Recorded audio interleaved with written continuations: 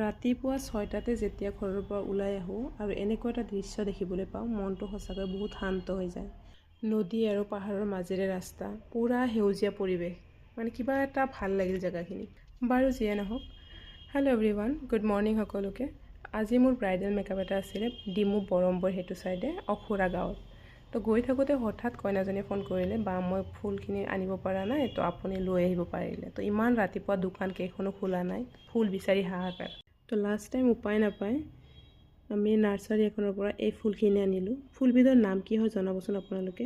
আৰু এইফালে আমি কইনাৰ ঘৰ আহি পালোঁ, আহিয়ে পৰা মেকআপত লাগি গৈছোঁ, কাৰণ মোৰ এনেও অকণমান লেট হৈছোঁ ফুল বিচাৰি বিচাৰি।